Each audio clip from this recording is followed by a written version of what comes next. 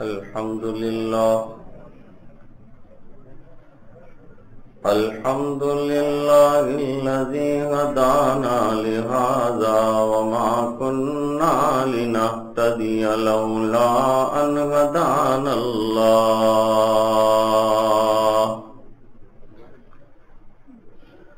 لقد جاءت رسل ربنا بالحق صلوات الله وسلامه على سيدنا محمد وعلى آله وصحبه وبارك وسلم تسليما كثيرا كثيرا.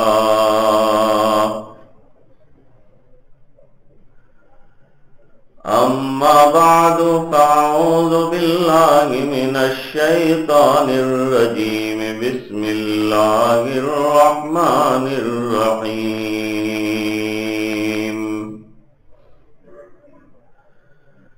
يا أيها الذين آمنوا كتب عليكم الصيام كما كتب على الذين من قبلكم لعلكم تتقون. صدق الله العظيم. ایک بار درود پاک. اللهم صل على سيدنا محمد وعلى آل سيدنا محمد وأصحابه وأزواجه وبارك وسلم.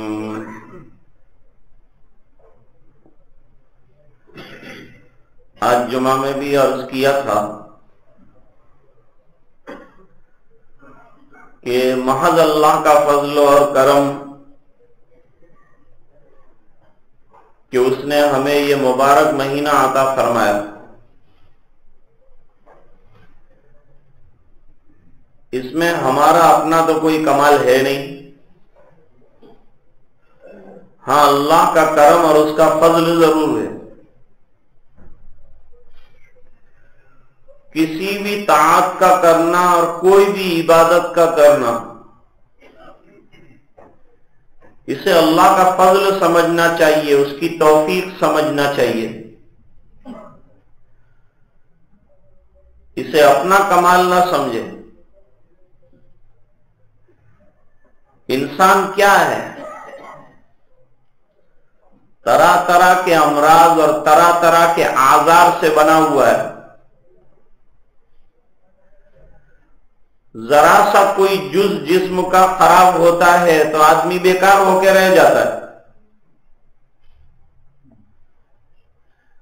تو یہ محض اللہ کا کرم کہ اس نے سلامت رکھا، تندرست رکھا، اس مہینے تک پہنچایا. پھر جن کو اللہ تعالیٰ نے روزوں کی توفیق عطا فرمائی، یہ بھی اس کا بہت بڑا احسان اور کرم کہ اس نے جسم ایسا سلامت دیا کہ ہم روزہ رکھ سکتے.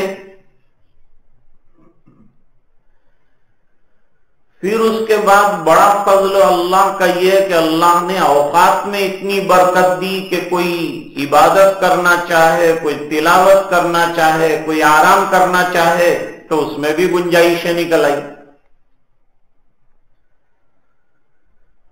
روزے ہر امت میں رہے ہیں اور ہر نبی نے روزے رکھے ہیں. یہ بات تو خود قرآن کریم نے بتا دی. فرمایا کتب علیکم الصیام، تمہارے اوپر روزے فرض کیے گئے، کما کتب علی الذین من قبلکم، جیسے کہ تم سے پہلے امتوں پر بھی روزے فرض رہے ہیں مختلف نوعیتوں کے ساتھ. بعض امتوں میں 40 روزے فرض رہے، بعض وہ لوگ تھے جو 6 ماہ روزے رکھتے تھے. حضرت داؤد علیہ السلام 1 دن روزہ 1 دن افطار. تو روزے ہر زمانے میں رہے ہیں. روزوں کی نوعیت میں بھی تھوڑا سا فرق رہا ہے. بولنے کا بھی روزہ رہا ہے کہ بولو تو صرف اللہ کی بات بولو، ذکر اللہ بولو، کلام اللہ کی تلاوت بولو، اس کے علاوہ کچھ نہیں. ہمارے لیے اللہ نے آسان کر دیا ہے کہ گفتگو کی اجازت دی، لیکن فرمایا غیبت سے، بری باتوں سے اپنی زبان کو پاک رہو، کیونکہ غیبت کی وجہ سے روزے پر بڑا اثر پڑتا ہے. روزہ لگنا جس کو کہتے ہیں اس کی بڑی وجہ غیبت بھی ہے، جیسا کہ حدیثوں سے پتہ چلتا ہے، فضائل اعمال میں بھی لکھا ہے. اور اللہ کا کرم یہ ہے کہ روزے کیوں دیے ہیں تم کو، اس کا ریزن بھی اللہ نے اور اس کا وزڈم بھی بیان فرمایا. یہ اس سے بڑی بات ہے، ورنہ اللہ کی ذات بے نیاز ہے. اللہ تعالیٰ بس حکم فرما دیں، بندوں کو یوں کہیں کہ اتنا کرنا ہے، اس سے آگے اگر کوئی وجہ اللہ تعالیٰ بیان نہ کرے تو یہ اس کی شان کے لائق ہے کہ وہ بے نیاز ہے. بندوں کو آرڈر کر سکتا ہے کہ جتنا کہتا ہوں اتنا کرتے جاؤ، لیکن بندوں کی کتنی رعایت فرمائی اللہ نے. فرمایا چلو مریض ہو، روزے سے تم کو تکلیف ہے، اجازت دے دی مت رکھنا روزہ.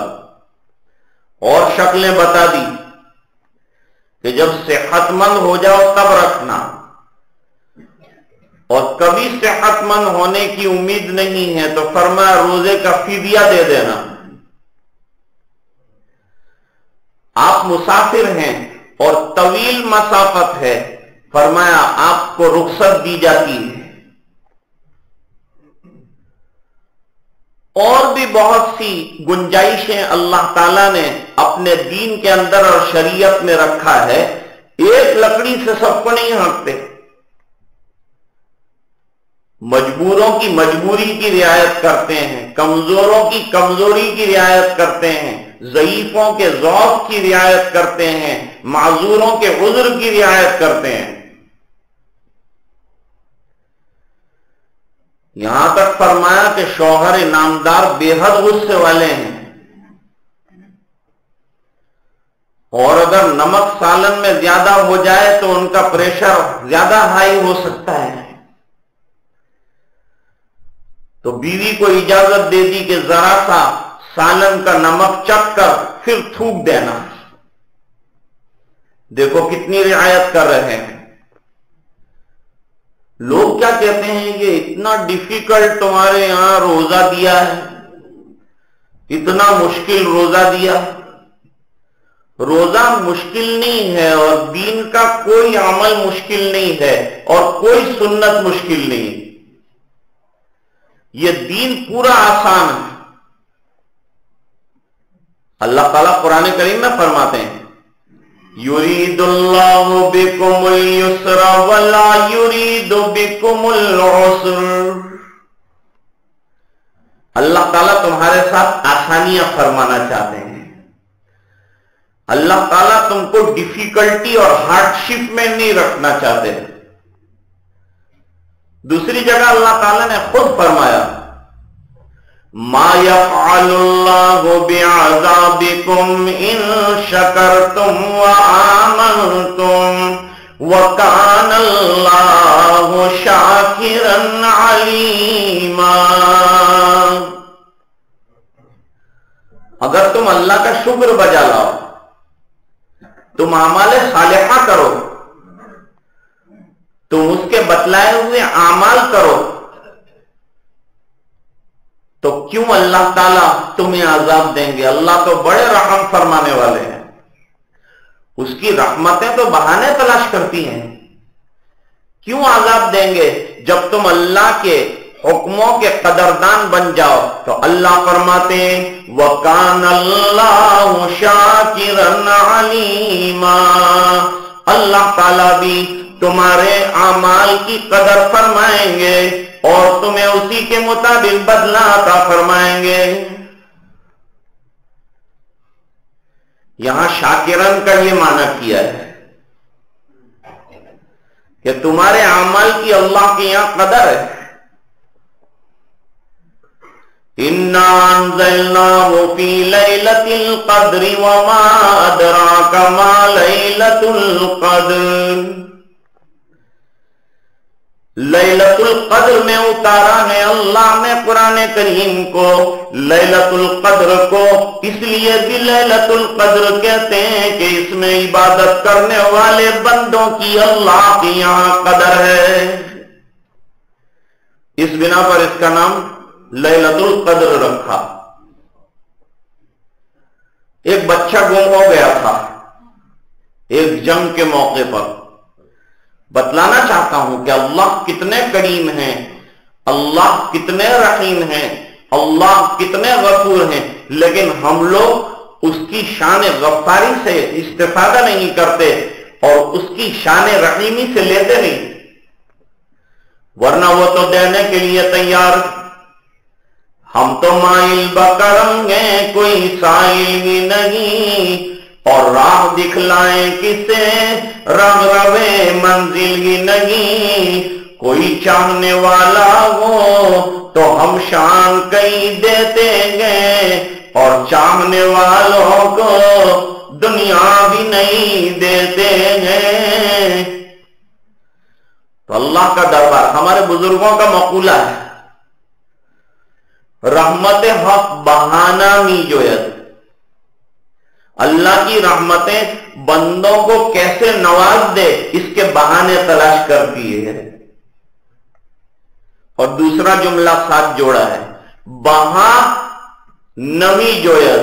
بہت بڑی کوانٹیٹی ہو اعمال کی یہ ضروری نہیں ہے، چھوٹا عمل ہو لیکن اخلاص والا ہو، اللہ کے یہاں اس کی قدر ہے. کہتے ہیں کہ ایک اللہ والے کے پاس ایک صاحب ملاقات کے لیے گئے. اپنا شیخ تھے تو شیخ کی زیارت و ملاقات کرنا یہ بھی ایک نعمت ہے، یہ بھی ایک سعادت ہے اور ایک ضرورت ہے ایک مرید اور متوسل کی. اب جیب میں دیکھا تو دھاگوں کے علاوہ کچھ نہیں، یعنی پاس پیسے نہیں. پیسوں کی کیوں ضرورت ہے شیخ کے یہاں جاتے ہوئے؟ شیخ کوئی دنیا دار ہے، آپ کے پیسوں کا لالچی ہے تو شیخ کیا ہوا؟ ارے بھائی یہ تو اپنی ضرورت سمجھ کر لے کے جا رہے ہیں کہ کچھ ہدیہ پیش کروں شیخ کی خدمت میں، خالی ہاتھ جانا اچھا نہیں. کچھ نہیں ملا، فکر مند ہے. کہتے ہیں جہاں فکریں آتی ہیں وہاں اللہ تعالیٰ راستے کھولتے ہیں. جب آدمی دین کی فکروں پر آ جائے گا اللہ تعالیٰ دین کے راستے کھولے. حضرت مولانا الیاس صاحب رحمت اللہ علیہ بنگلے والی مسجد میں کام شروع فرمایا نظام الدین میں، تو میواتی حضرات جو مزدوری کرنے کے لیے آتے تھے ان کی داڑھیوں میں ہاتھ ڈال ڈال کے ان کو مسجد میں لاتے تھے. فکر دیکھو. اور ان سے کہتے تھے کہ بھیا کیا کرو گے آج؟ کہا کریں گا کیا، مزدوری کریں گے. کتنے ملیں گے مزدوری میں؟ کہا 4 آنے ملیں گے. اس زمانے میں 4 آنے بہت ہوتے تھے. کسی زمانے میں 4 آنے کی چائے ہوا کرتی تھی. افریقہ والا بیچارہ یہ سن کے اچنبے میں تھا کہ 4 آنے کی چائے ملتی. جب ہندوستان آیا بمبئی اترا، وہ ٹھیلے والے کے پاس چائے لیا 4 آنے کے اندر مکھی نکل آئی. بتانے کو گیا کہ صاحب اس کے اندر مکھی ہے. اس نے کہا 4 آنے میں مکھی نہیں آئے گا تو اندر کیا ہاتھی آئے گا؟ تو ایک زمانہ 4 آنے کا ہوا کرتا تھا. آج تو 4 آنوں کی کوئی حیثیت نہیں. بڑا ویلیو ہوا کرتا تھا۔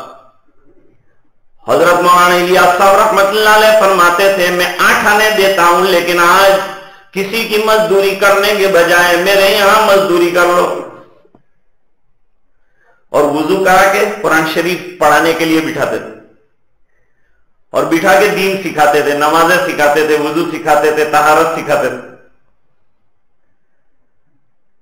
وہی میوات والے جو ہیں آج الحمدللہ کتنا بڑا کام کر رہے ہیں، پورے عالم میں جماعتیں میوات سے چلتی۔ یہ 4 آنوں کی برکت دیکھی آپ نے، فکر کے ساتھ 4 آنے اللہ کے راستے میں خرچ کیے تو اللہ تعالیٰ نے پورے عالم کے اندر کام چلا دیا۔ ایک جگہ مشورہ ہو رہا تھا کہ ایک طوائف کا محلہ ہے، طوائف یعنی بدکاری کرنے والی عورتیں، ان کو اردو میں طوائف کہتے ہیں۔ طوائف کا محلہ ہے، اور یہ طوائف جتنی بدکارہ عورتیں مسلمان ہیں، ان کو جا کے دین کون سمجھائے؟ پوری رات لعنت برستی ہے، پوری رات نحوستیں برستی ہے، بدکاریاں جوان جا کے کرتے ہیں، اپنی زندگیاں برباد کرتے ہیں، اپنے ایمان رات کو لٹاتے ہیں۔ حدیث میں ہے لا یزنی الزانی حین یزنی وہو مومن، جب بدکاری کرنے والا بدکاری کرتا ہے تو جس وقت وہ یہ کام کر رہا ہوتا ہے، ایک قول کے مطابق اس کا ایمان اندر سے نکل کر اس کے سر پر ہینگ ہو جاتا ہے، معلق ہو جاتا ہے، اور اگر اس حالت میں مر گیا تو بغیر ایمان کے چلا جائے گا۔ ایک تشریح حدیث کی یہ بھی کی ہے، لیکن اچھی شرح یہ کی ہے کہ لا یزنی الزانی حین یزنی وہو مومن، اس کا مطلب یہ ہے کہ جب کوئی بدکاری کرنے والا بدکاری کرتا ہے تو عین اس وقت اسے اللہ کا دھیان نہیں رہتا، اس وقت وہ مومن نہیں ہوتا۔ ایمان تو ایک خاص قسم کی بیداری کا نام ہے، ایمان تو ایک خاص قسم کی چونک اور تیقظ کا نام ہے، ایمان تو اللہ کے دھیان کا نام ہے، اسے اللہ کا دھیان نہیں رہتا، ورنہ اللہ کا دھیان ہو تو آدمی گناہ کر نہیں سکتا، اللہ تعالیٰ اس کی حفاظت فرما دیتے ہیں، جوانی میں بھی اللہ بچا دے گا، دھیان اللہ کا نصیب ہو جائے گا۔ اس لیے تقویٰ کا ایک معنی کیا بیان کیا؟ اللہ کا دھیان۔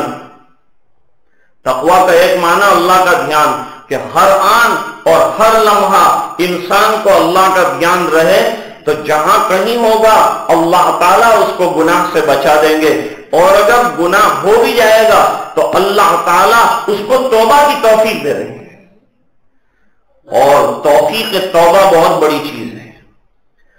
فرمایا یا ایھا الذین آمنوا توبوا الی اللہ توبۃ نصوحا،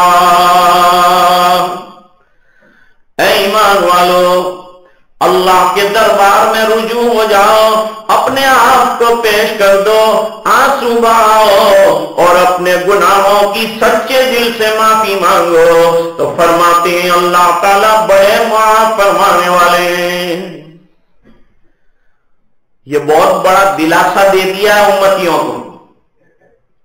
ہم سب تو گناہ گار ہیں، بس گناہ تو کرتا ہے، لیکن ساتھ اگر مغفرت کی طلب میں رہا، اللہ کے دربار میں رجوع کرتا رہا، کچھ آنسو نکل گئے، کچھ آنسو بہا لیے، سچے دل سے رو لیا، دل کا رونا اصل ہے۔ سید الطائفہ حضرت حاجی امداد اللہ صاحب مہاجر مکی رحمت اللہ علیہ، ان کو سید الطائفہ یعنی مشائخ اور علماء کی ایک بڑی جماعت کا سردار مانتے ہیں۔ کیوں؟ اللہ نے ان کو ایک عجیب و غریب قسم کا قلبی علم عطا فرمایا تھا، علم لدنی عطا فرمایا تھا۔ حضرت مولانا نانوتوی رحمت اللہ علیہ سے لوگ پوچھتے تھے کہ آپ نے جو شیخ پسند کیا ہے وہ عالم نہیں ہے، تو فرماتے تھے کہ عالم تو نہیں ہے، لیکن عالم گر ہے، جو اس کے پاس بیٹھتا ہے اس کو علم کی چمک دکھلاتا ہے، اور علم جو پڑھا ہے اس پر عمل کے راستے بتلاتا ہے۔ اصل علم تو یہی ہے، اللہ کی خشیت سب سے بڑا علم ہے۔ انما یخشی اللہ من عبادہ العلماء، بہت اچھی بات کہی ہے۔ مولانا روم کی باتوں کو پڑھنا پڑتا ہے، اس لیے اللہ والوں کے یہاں مثنوی مولانا روم جو ہے اس کو پڑھایا جاتا ہے۔ جو سلوک اور تصوف کی منزلیں طے کرنے کو آتے ہیں ان کو یہ سبق پڑھاتے ہیں، اور یہ ان کا درس ہوتا ہے، یہ بخاری کے درس سے کم نہیں۔ کیا فرماتے ہیں؟ جانے جملہ علم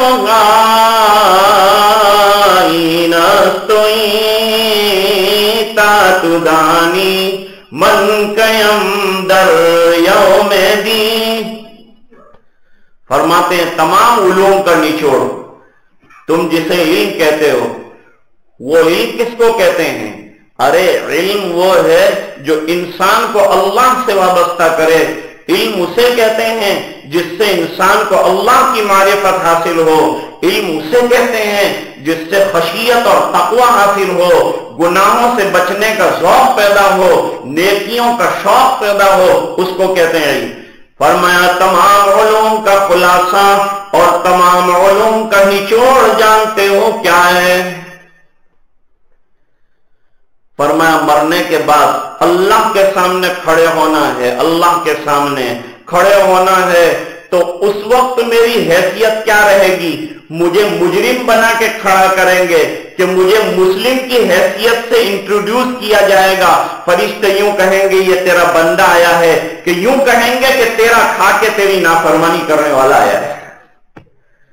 جس کو یہ تیقظ نصیب ہو جائے یہ بہت بڑی بات، ورنہ ایوہ القوم الذی فی المدرسہ کل ما حصلتم وسوسہ، فرماتے ہیں نصاب سب پڑھ لیا اور سب حاصل ہو گیا، لیکن یہ سب وسوسے سے زیادہ کچھ نہیں ہے کہ مجھے کچھ آتا جاتا ہے۔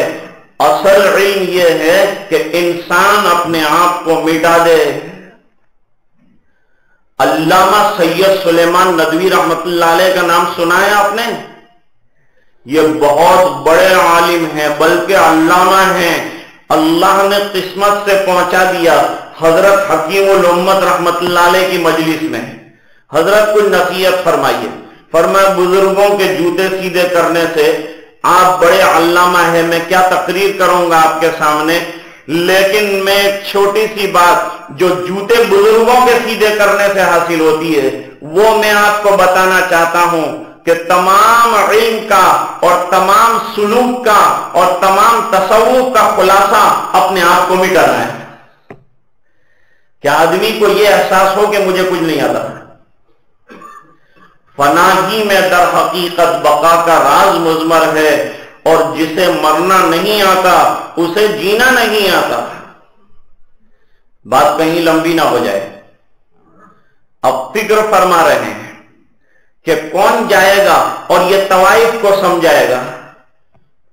اب طوائف جب کام ہی بدکاری کا کرنے کو بیٹھی ہوئی ہے تو کون رعایت کرے گا کہ مولانا تشریف لائے ہیں، حاجی صاحب تشریف لائے ہیں، نمازی صاحب تشریف لائے ہیں؟ وہ تھوڑی رعایت کرے گی، وہ تو کچھ بھی اٹھا کے جواب دے دے۔ سب جو ہے آپ جیسے بیٹھے معتقد ہو کے ایسے ہر جگہ ریڈی اور معتقد ہو کے تھوڑے بیٹھے ہوتے ہیں، وہ تو کچھ بھی اٹھا کر جواب دے دے گی۔ کیا ہوگا پھر؟ ایک اللہ والا کھڑا ہوگا، اس نے کہا حضرت مجھے اجازت دے دو میں جاؤں گا۔ تو وہاں کیا جا کے کام کرو گے؟ کیسے کرو گے؟ فرمایا اللہ کام لے گا، آپ دعا کر دیجئے اور اجازت دے دیجئے، طوائف میں کام کروں گا، جا کے بدکاری کرنے والی عورتوں میں کام کروں۔ اچھا اجازت ہے، فرمایا کہ دعا کر دیجئے، کام دعاؤں سے چلتے ہیں۔ میرے لیے دعا فرما دیجئے کہ اللہ تعالیٰ میری نصرت کر دے، میری مدد کر دے۔ 3-4 مسلح خرید لیے اور 4-5 جوڑ کپڑے خرید لیے ڈھنگ کے، ورنہ خواتین کے جو کپڑے ہوتے ہیں وہ بڑے بے ڈنگے ہوتے ہیں، اور آج کل کے دور نے تو اور بھی زیادہ بے ڈنگا پن اور اس کے اندر ننگا پن پیدا کر دیا ہے۔ اب وہ گئے محلے میں، بیویو تمہارے پاس آیا ہوں اور ایک صدا لے کے آیا ہوں۔ تو سب عورتیں نکل آئی، جوان عورتیں، کہ بابا چاہتے کیا ہو؟ یہ تو بدکاری کرنے والے جوانوں کا محلہ ہے، آپ کے چہرے پر تو نور برس رہا ہے عبادتوں کا، آپ تو بڑے دیندار، یہ کہاں آپ پھنس گئے آ کے؟ فرمایا کہ یہ بتاؤ کہ تم اپنا جسم کسی کو دیتی ہو گھنٹہ، 2 گھنٹہ، 3 گھنٹہ، تو کتنی رقم لیتی ہو؟ وہ خواتین نے مسکرا کے کہا کہ ہم 500 روپے لیتی ہیں، کسی نے کہا 400 روپے لیتی ہیں۔ حضرت نے فرمایا کہ اگر کوئی یہ رقم دے دے تو پھر تم اس کی پابند ہو جاتی ہو کہ نہیں؟ اس کی فرما بردار بننا پڑتا ہے کہ نہیں؟ اس کی بات ماننی پڑتی ہے کہ نہیں؟ کہا ماننی پڑتی ہے۔ کہا تم 400 لیتی تھی نا، میں 800 دیتا ہوں، لیکن 800 کے بعد تم میری بات کی پابند، بات میری ماننی پڑے گی، مانو گی؟ کہا پیسہ ہم کو مل جائے تو ہم تو اپنا منہ کالا ہی کرتی ہیں پیسوں کے لیے اور یہ دولت کے لیے، اگر پیسہ مل جاتا ہے تو پھر ہم کو اور زیادہ کیا کرنے کی ضرورت ہے؟ ہم آپ کو اپنا سب وقت دے دیں گے اگر آپ ڈبل پیسہ دے رہے ہیں۔ سب کو پیسہ چکا دیا۔ پیسہ کہاں کام آ سکتا ہے اور کیا کام کر سکتا ہے یہ بھی دیکھنے کی بات۔ دولتیں تو لوگوں کے پاس ہے، لیکن کون سی دولت کہاں کام آتی ہے اور کیا فائدہ اس کے ذریعے سے حاصل ہوتا ہے، یہ بہت بڑی بات ہے۔ ہمارے یہاں ایک بڑے میاں تھے، ان کو 80 سال کی عمر میں دل کا دورہ پڑا۔ یہ عمر تو ایسی ہے کہ کوئی بھی دورہ پڑ سکتا ہے۔ دل کا دورہ پڑا، اٹیک آیا، لڑکے کو لے کے ڈاکٹر کے یہاں گئے۔ ڈاکٹر صاحب نے چیک کرنے کے بعد بتایا کہ بہت فوراً آپ کو جو ہے بائی پاس کا آپریشن کرنا پڑے گا اور سرجری کرنی پڑے گی بڑی۔ بڑے میاں نے پوچھا کہ خرچوں کتنا تھا ہے؟ تو اس نے مسکرا کے کہا کہ 5-6 لاکھ روپے ہوں گے، کیونکہ ان کے دل پر تو ایسا کچھ نہیں ہے، ایسے تو وہ روزانہ کئی آپریشن کرتے ہیں۔ اب اس کے یہاں غریب آیا کہ امیر آیا، اس کے نزدیک تو ایک گراہک آیا ہے، ایک کسٹمر آیا ہے۔ اچھا 5 لاکھ روپے ہوں گے تو ڈاکٹر صاحب مجھے 5 لاکھ تو میں خرچ کروں گا، اللہ نے مجھے بہت دیا ہے مال، لیکن میں یہ پوچھنا چاہتا تھا کہ 5 لاکھ دینے کے بعد گارنٹی میری لائف کی کتنی رہے گی؟ تو ڈاکٹر نے مسکرا کے کہا کہ گارنٹی کوئی نہیں، گارنٹی تو آپریشن کرائے گا اور گارنٹی مانگتا ہے، اور میرا آپریشن نہیں ہوا ہے اور میں بھی اپنی بھی گارنٹی نہیں دے سکتا۔ ٹیبل پر تیرا آپریشن کرتے ہوئے میرا بھی آپریشن اوپر والا کر سکتا ہے کہ وہ کہاں؟ بالکل۔ اب 5 لاکھ روپیہ خرچ کروانا ہے، 5 برس کی بھی گارنٹی نہیں، یہ تو عجیب تم نے بات کہی۔ اور اوپر سے یہ بھی کہا کہ تمہاری تو کیا گارنٹی، میری بھی گارنٹی نہیں۔ بمبئی میں ایک بہت بڑا کارڈیک کا ڈاکٹر تھا، روزانہ 20 آپریشن کرتا تھا، اس کا بہت بڑا اسپتال ابھی قائم ہے، لوگ اس میں بیرون ملک سے آ کے علاج اور اپنے آپریشن کراتے ہیں۔ وہ کار ڈرائیو کر رہا تھا، اس کو سینے میں درد ہوا، اس نے موبائل سے فون کیا اپنے اسپتال میں کہ میں گاڑی لے کے آ رہا ہوں، لگتا ہے کہ مجھے اٹیک آ رہا ہے، فوراً مجھے آپریٹ کرنا ہے، آپریشن تھیٹر میں سامان تیار رکھو۔ گاڑی پارک کی، اپنا اٹیچی لے لی، اندر داخل ہوا اور آپریشن تھیٹر کا دروازہ کھولنے سے پہلے زمین پر گر کر مر گیا۔ یہ انسان کی زندگی ہے، جس زندگی کو انسان بہت قیمتی سمجھتا ہے اور بہت ضروری سمجھتا ہے اور بہت جس پر ناز کرتا ہے، وہ پتے کے محل کی طرح ہے اور وہ حباب جو کی طرح ہے، وہ پرکوٹا کہتے ہیں نا جو سمندر میں اٹھتا ہے اس کی طرح ہے، اور وہ چراغ سحر کی طرح ہے کہ کون سی ہوا کا جھونکا اس کو بجھا دے گا کہ نہیں سکتا۔ ہمارے ایک دوست تھے، وہ گھڑی خریدنے گئے،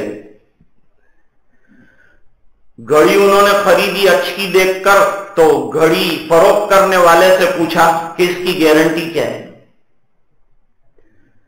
فروخت کرنے والے نے کہا کہ تیری اور میری گارنٹی زندگی کی کوئی نہیں دیتا، تو یہ گھڑی کی گارنٹی میں تجھے کیسے دے سکتا ہوں؟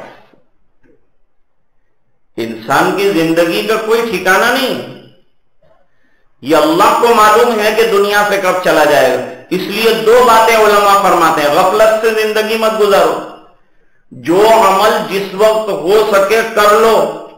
نمبر دو، گناہوں سے اپنے آپ کو بہت بچاؤ، اس بنا پر کہ ایسا نہ ہو کہ جب تمہارا وقت اجل آئے تو تمہاری جان اس طرح سے جائے کہ تم گناہ کے اندر مصروف ہو اور اللہ کے دربار میں پیش کیا جائے اور پوچھے فرشتوں سے اللہ کہ یہ میرا بندہ کیا مشغلے میں تھا اور لے کے آئے، تو فرشتے یوں نہ کہیں کہ معصیت میں تھا اور ہم لے کے آئے۔ کیا رہے گا منہ اللہ کے سامنے، کیا دکھائیں گے منہ؟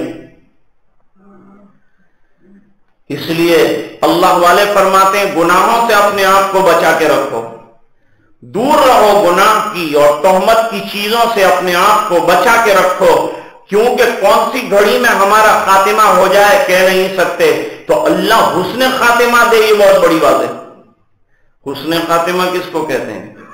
ایک ہے ایمان پر خاتمہ، یعنی دنیا سے جائے تو زبان پر لا الہ الا اللہ محمد الرسول اللہ ہو اور اس کی تصدیق ہو۔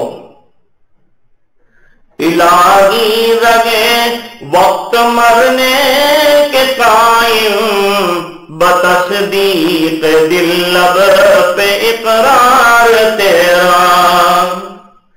دنیا سے جائیں تو ہماری زبان پر لا الہ الا اللہ اور دل کے اندر اس کی تصدیق ہو، سمجھ لو کہ انشاءاللہ بیڑا پار ہو گیا۔ حدیث پاک میں فرمایا من کان آخر کلامہ لا الہ الا اللہ دخل الجنہ، جس کا آخری کلمہ دنیا سے جاتے ہوئے زبان پر لا الہ الا اللہ ہو، سبحان اللہ ہو، الحمدللہ ہو، تو فرماتے ہیں کہ امید ہے کہ یہ جنت میں داخل ہوگا۔ سرکار نے اس کی گارنٹی دی، وعدہ فرمایا۔ اب وہ بڑے میاں سوچ میں پڑ گئے کہ کیا کروں، 5 لاکھ روپے کا آپریشن، اور آپریشن کے بعد رقم جو لگے گی اس کی کوئی گارنٹی بھی نہیں۔ انہوں نے کہا اپنے بیٹے سے، بیٹا میری جتنی زندگی طے ہے اس سے زیادہ آپریشن کے بعد رہے گی۔ کیوں بھئی، یہ عقیدہ ہے کہ نہیں ہمارا کہ وقت اللہ کے یہاں سب کا جانے کا طے ہے، وقت سے پہلے کوئی جاتا نہیں اور وقت سے پہلے بھی کوئی نہیں جاتا۔ ان اجل اللہ اذا جاء لا یؤخر لو کنتم تعلمون۔ اور 5 اللہ تعالیٰ نے علم غیب کے اصول بیان فرمائے ہیں، ان میں ایک ضابطہ اور ایک قاعدہ یہ ہے کہ موت کا وقت اللہ کے یہاں طے ہے، 1 منٹ پہلے نہ 1 منٹ بعد میں جائے گا۔ کیا فرماتے ہیں؟ ان اللہ عنده علم الساعة وينزل الغيث ويعلم ما في الأرحام وما تدري نفس ماذا تكسب غدا وما تدري نفس بأي أرض تموت إن الله عليم خبير۔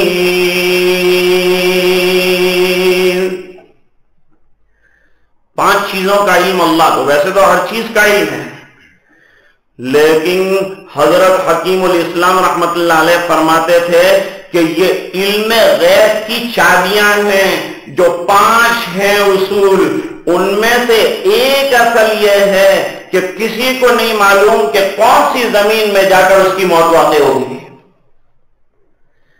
یہ بھی ہو سکتا ہے کہ جو ہزاروں کو کفنا چکا ہو اور جس نے اپنی رقم سے ہزاروں کو کفن پہنائے ہو، وہ ایسا غریب الدیار ہو کے مرے کہ اس کے کفن کے لیے غریب چندہ دے۔ ایسے واقعات دنیا میں ہوئے ہیں کہ جس نے دوسروں کو اور لاوارثوں کو کفن دیے تھے، خود وہ ایک ایسی زمین میں پہنچا، مالدار ہونے کے باوجود کوئی کفن دینے والا وہاں نہیں تھا، چندہ کرنا پڑا کہ یہ غریب الحال کو کوئی چندے میں کفن دے دے۔ یہ انسان کی زندگی کا عالم ہے جس پر انسان بہت زیادہ ناز کرتا ہے، جبکہ پتہ نہیں کہ ایک لمحے کے بعد کیا ہوگا، ایک سیکنڈ کے بعد کیا ہوگا، کچھ علم نہیں۔ اتنی بے بھروسے کی اور بے یقینی کی زندگی ہے۔ کتنا متوجہ اللہ رہنا چاہیے، اللہ کی طرف کس قدر متوجہ رہنا چاہیے، لیکن کس قدر غفلت کے ساتھ ہم لوگ زندگی گزارتے ہیں کہ اللہ تعالیٰ قرآن میں اعلان فرما رہے ہیں اقترب للناس حسابهم وهم في غفلة معرضون۔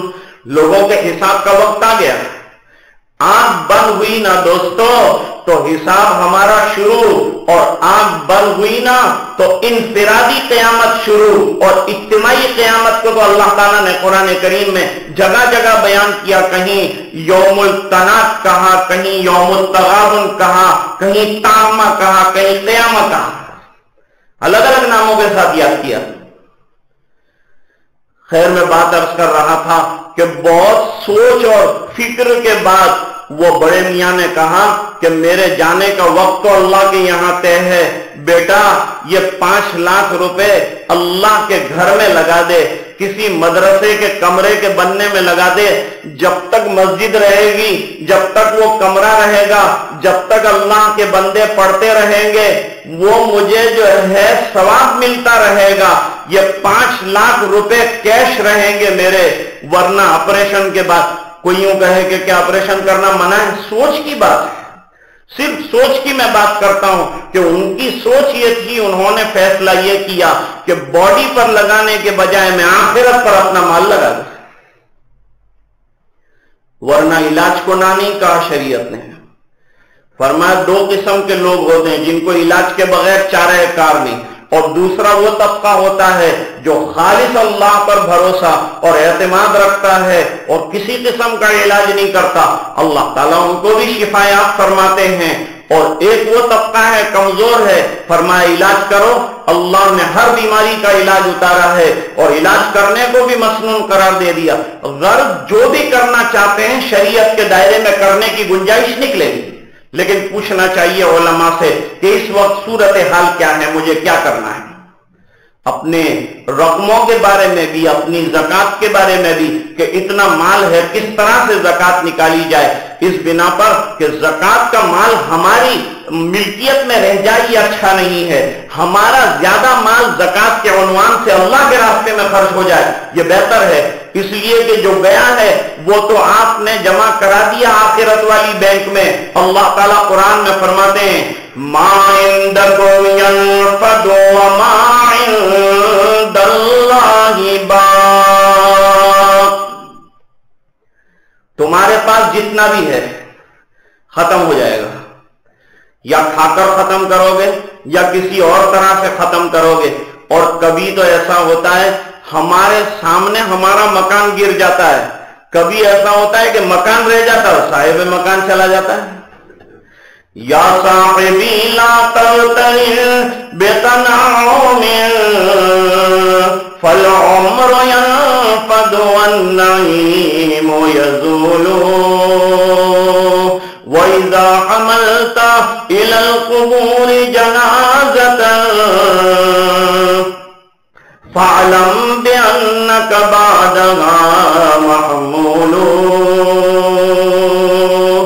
بہت لمبا واقعہ ہے، لیکن حضرت ہارون رشید مرحوم کے بیٹے نے جب اس سے کہا ابا جان نے کہ بیٹا تو ذرا شوٹیڈ بوٹیڈ ہو کے کیوں نہیں آتا، زرق برق لباس پہن کر کیوں نہیں آتا، شاندار مسہریوں پر کیوں نہیں بیٹھتا، شاندار لباس کیوں نہیں پہنتا، اس نے کہا یہ سب دنیا کی زیب و زینت رہ جانے والی ہے، ختم ہو جانے والی ہے، باقی ذات اللہ کی رہنے والی ہے۔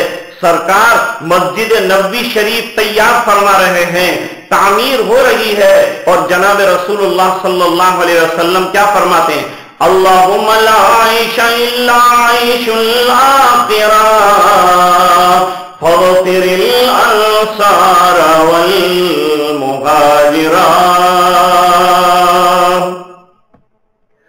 اللہ دنیا کی عیش کیا ہے، دنیا کا یہ لگژری اور کمفورٹ کیا ہے، کتنا بھی لگژری اور کمفورٹ میں رہے ہوں گے، لیکن کبھی مردے کو دیکھا قبرستان میں کیا بے بسی کے عالم میں دفنایا جاتا ہے، کیسا بے بسی میں اس کو چھوڑ کر ہم آ جاتے ہیں، کیسے دونوں ہاتھ مٹی سے جھاڑ لیتے ہیں، کیسے اس کو تنہا چھوڑ دیتے ہیں، اور کیسے واپس چلے آتے ہیں۔ اگر انسان کم سے کم اس حال پر غور کرے، اس لیے حضرت عمر رضی اللہ تعالیٰ عنہ کی انگشتری میں لکھا تھا کفا بالموت واعظا، موت سب سے بڑا واعظ کرنے والا اور نصیحت کرنے والا ہے۔ اگر کوئی نصیحت حاصل کرنا چاہے تو مردہ لاش جو سامنے پڑی ہوئی ہے، ڈیڈ باڈی سے پوچھو کہ تو بولتا کیوں نہیں، تیری آنکھیں کام کیوں نہیں کرتی، تیرے اوپر کیا تکلیف آئی ہے، تیرے اوپر کیا حالات آئے ہیں، وہ بتلائے گا کہ میرے اوپر دنیا کی سب سے بڑی مصیبت آئی ہے جس نے میری 70 سال کی نعمتوں کو چھین کے رکھ دیا ہے۔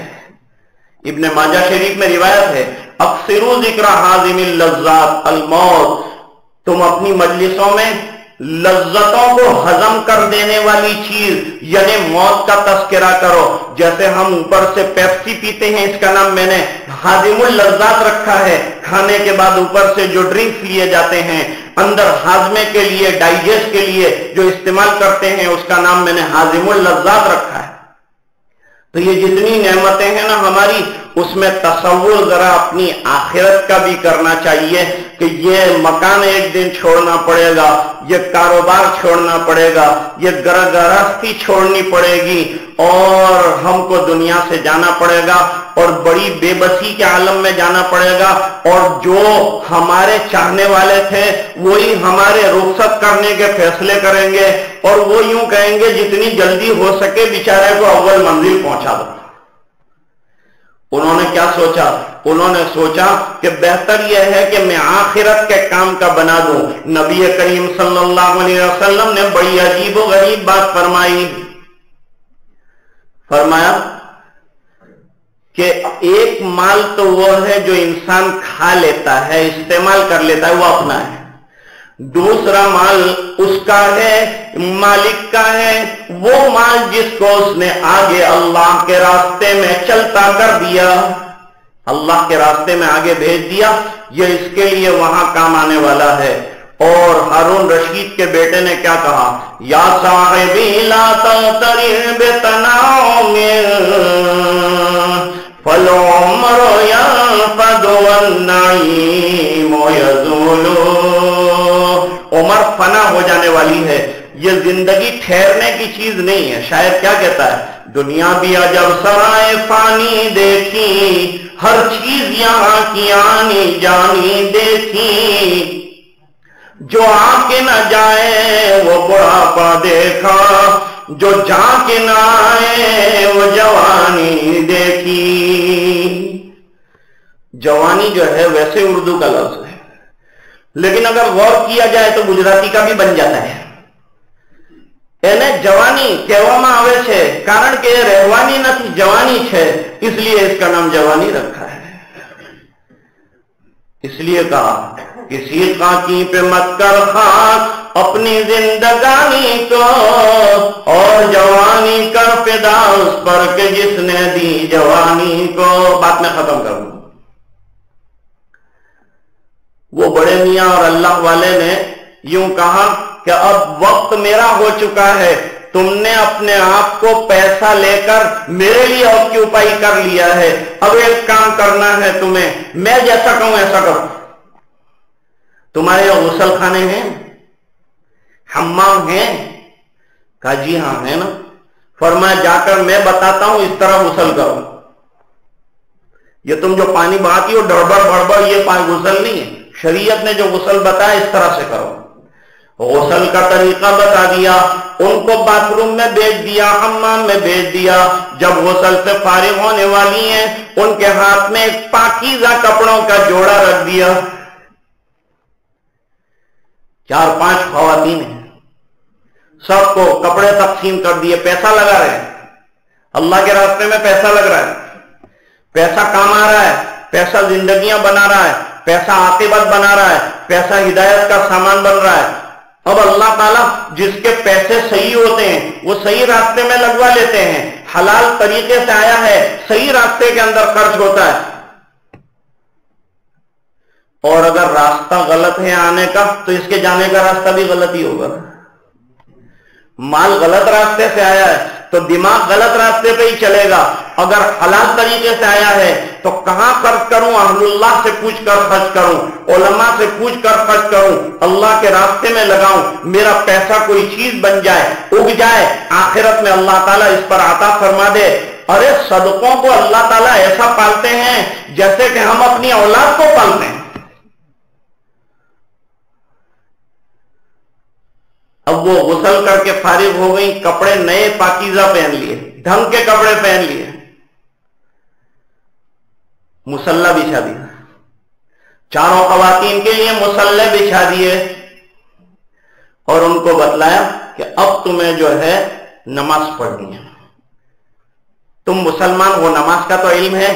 رو کر کہنے لگی، بالغہ ہوئی، وہاں سے لے کر ادھیڑ عمر ہو گئی، بدکاری میں گزر گئی، کبھی اللہ کے دربار میں سجدے کی نوبت نہیں ہے۔ فرمایا آج سجدہ کرنا ہے تمہیں، آج عبادت کرنا ہے تمہیں، آج اپنے گناہ کی معافی مانگنی ہے تمہیں۔ کہاں میں تو آتا نہیں، اتنے زیادہ گناہ ہیں ہمارے کہ کیا قبول کریں گے اللہ ہماری توبہ کو۔ فرمایا وہ اوپر والے کا کام ہے، ہم بھکاری ہیں، ہمارا کام مانگنا ہے، ہمارا کام رونا ہے، قبول کرنا نہ کرنا اس کا کام ہے۔ تم مانگو تو صحیح، مانگنے والوں کو اللہ تعالیٰ دیتے ہیں۔ قرآن کریم نے اعلان کیا، ادعونی استجب لکم، سچے دل سے کوئی اللہ کے دربار میں ہاتھ پھیلائے، اللہ تعالیٰ اسے محروم نہیں فرماتے۔ اب کانپتے ہوئے ہاتھوں کے ساتھ نماز شروع کی ہے۔ ادھر آنسوؤں کی برسات اللہ والے کی آنکھوں سے جاری ہے، روتا چلا جا رہا ہے، آنسو برساتا چلا جا رہا ہے۔ اے اللہ یہ تیرا فضل تو دیکھ، یہ تیرا کرم تو دیکھ، برسوں کی بدکاریں کتنی حسین معلوم ہوتی ہیں۔ پہلے تو ناجائز تعلقات نے ان کو چڑیل اور ڈاکنوں جیسا بنا دیا تھا، لیکن آج پاکیزہ زندگی گزارنے کے لیے مسلوں پر کیسی حوروں کی طرح معلوم ہوتی ہیں۔ اے الہ العالمین، ان کو مسلح پہ لے کے آ گیا ہوں، اور سجدے میں جب پہنچ گئی تو ہاتھ اٹھا کر روتے ہوئے اللہ والے نے کہا، اے الہ العالمین یہاں تک پہنچانا میرا کام تھا، اب دلوں میں اتار کر جنت میں پہنچانا تیرا کام ہے۔ میں بات کیا کہہ رہا کہ اللہ تعالیٰ جس کی رقمیں قبول فرماتے ہیں اس کی رقموں کو چیز بنا دیتے ہیں اور ہدایت کے فیصلے فرما دیتے ہیں۔ حضرت مولانا الیاس صاحب رحمت اللہ علیہ کے چار آنے کام میں لگے، ایسے لگے کہ آج پورے عالم میں اللہ نے کام پھیلا دیا، پورے عالم میں کام پھیلا۔ حضرت مولانا الیاس صاحب رحمت اللہ علیہ جب جماعتیں چھوٹی چھوٹی آنے لگی، لوگ مذاقیں کرتے تھے کہ یہ بڑے میاں معلوم نہیں کیا کرنا چاہتے ہیں، کوئی آتا نہیں، زبردستی بٹھانا چاہتے ہیں، لیکن ان کو کیا معلوم کہ اس کام کا انجام کیا ہے، اس کی ترقی کا راز کیا ہے، یہ کام کہاں تک پہنچنے والا ہے، یہ اللہ والے کا رات کا رونا کتنا کام آنے والا ہے، کس کو کیا معلوم۔ گھر کے دالان میں چکر کاٹ رہے ہیں، اہلیہ نے کہا سو بھی جاؤ، کب تک پریشان رہو گے، سو جاؤ، آرام کرو، تھک گئے ہو دن بھر کام کر کے۔ فرمایا میرے دل میں امت کو بیدار کرنے کی اور ان کی غفلتوں کی وجہ سے جو قرآن ستا رہی ہے مجھے، جو فکریں مجھے تڑپا رہی ہیں، اگر اس کا ایک ذرہ تجھے نصیب ہو جائے تو پوری زندگی تجھے نیند نہیں آئے گی۔ میں کیوں چکر کاٹ رہا ہوں تجھے نہیں معلوم۔ فرماتے تھے سامنے والا جو حصہ ہے اس میں افریقہ کی جماعتیں ٹھہریں گی، اور بنگلے والی مسجد میں یہاں ایک کمرہ بنے گا، اس میں لندن کی جماعتیں ٹھہریں گی۔ لوگ مذاق کرتے تھے، حضرت یہ یہاں کا آدمی ٹھہرنے کو شام تک تیار نہیں ہے، اور باہر والا آدمی آ کے یہاں ٹھہرے گا، مہینہ ٹھہرے گا اور چلہ ٹھہرے گا، اور پورے عالم کے اندر کام چلے گا، اور جماعتیں آئیں گی اور جائیں گی۔ یہ تو سمجھ میں آنے کی چیز نہیں ہے۔ فرمایا کہ میں اگر یوں کہتا نا کہ میں ٹھہراؤں گا اور میں جماعتیں لاؤں گا اور میں کروں گا تو سمجھنے کی چیز نہیں ہے، سمجھانے کی چیز نہیں ہے، لیکن میں نے یوں کہا ہے کہ اللہ کریں گے، اللہ بھیجیں گے، اللہ ان کو یہاں تک لائیں گے۔ جب اللہ پر چھوڑ دیا تو اللہ سے بڑھ کر قادر کون ہے؟ اس قادر قیوم کے اندر طاقت ہے، وہ چاہے تو بے سر و پیر کے انسان کو کہاں سے کہاں تک پہنچائے۔ آج معذور لوگ بڑے بڑے کام کر رہے ہیں، تھکتے نہیں ہیں، زندگی کو ہارا نہیں ہے۔ اللہ نے ہم کو صحت عطا فرمائی۔ میں کہہ رہا تھا محض اپنا اسے اللہ کا فضل سمجھے کہ اس نے ہمیں یہ ماہ نصیب فرمایا، اور محض اس پر اللہ کا بے حد شکر ادا کرنا ہے اور بار بار کرنا ہے کہ اللہ جب تو نے یہاں تک پہنچایا ہے تو تیری ہی توفیق ہوگی تو ہم کچھ کر پائیں گے، ہمارا اپنا کچھ نہیں ہے۔ یہ کرم ہے تیرا کہ تو ہم سے کام لے لے، ورنہ تیرے دربار میں تو ایسے لوگ ہیں کہ تو کام کرنے والوں کو محروم بھی کر سکتا ہے۔ یہ اللہ تعالیٰ کا دستور نہیں ہے، لیکن قدرت ہے اللہ کی، کہ طاقت ہے اللہ کے اندر کہ باوجود اس کے کہ کام کیا ہے محروم کر ڈالے۔ کیوں ابو طالب کو محروم کیا کہ نہیں؟ دنیا والوں کو بتانا چاہتے ہیں کہ تھوڑا سا دین کا کام کر کے کہیں تمہارے اندر گھمنڈ پیدا نہ ہو جائے، تھوڑا سا کام کر کے تمہارے اندر یہ خیال پیدا نہ ہو جائے کہ ہم کر رہے ہیں، یوں سوچنا کہ اللہ کام لے رہا ہے، شکر ادا کرنا اللہ کا، ورنہ اللہ چاہے تو کسی بھی بندے سے اپنے دین کا کام لے سکتا ہے۔ واضح حدیث ہے اس سلسلے میں، ان اللہ سبحانہ وتعالی یؤید ھذا الدین بالرجل الفاجر او کما قال علیہ الصلوۃ والسلام۔ رجل فاجر سے اللہ چاہے تو دین کا کام لے لے۔ مسجدوں میں آنا، روزوں کا رکھنا، قرآن کریم کا کھولنا، اور جو بھی نیکی کی توفیق ہو اس پر اللہ کا شکر زبان سے بھی بجا لاؤ، دل سے بھی بجا لاؤ، اور رو کر اللہ سے مانگو کہ یہ نعمت اللہ ہم سے کہیں چھن نہ جائے۔ بات میری ناقص ہے اور زندگی باقی ہے تو یار زندہ صحبت باقی، کل انشاءاللہ اس کے سلسلے میں مزید گفتگو کریں گے۔ اللہم صلی علی سیدنا محمد وعلی آل سیدنا محمد وبارک وسلم۔ آتنا فی الدنیا حسنہ وفی الآخرۃ حسنۃ وقنا عذاب النار وادخلنا الجنۃ مع الابرار یا عزیز یا غفار۔ اللہم انا نسألک الہدی والتقی والعفاف والغنی، نسألک العافیہ فی الدنیا والآخرہ۔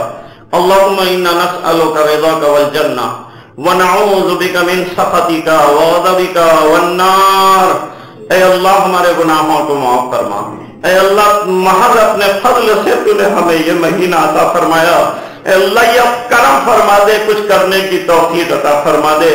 اللہ جو ہوش ہلے تیری تلاوت میں اسے قبول فرما لے، اللہ جو زبانیں غلط چل رہی ہیں صحیح راستے پر چلا دے، اللہ کانوں کے، زبان کے اور آنکھوں کے اور شرمگاہوں کے گناہوں سے بچا دے، اللہ ہماری سوچ کو صحیح کر دے، اللہ ہمارے خیالات کو درست فرما دے، اللہ ہمارے عقائد کو درست فرما دے، اللہ ہمارے ایمان کی حفاظت فرما، اللہ جان مال عزت آبرو کی حفاظت فرما۔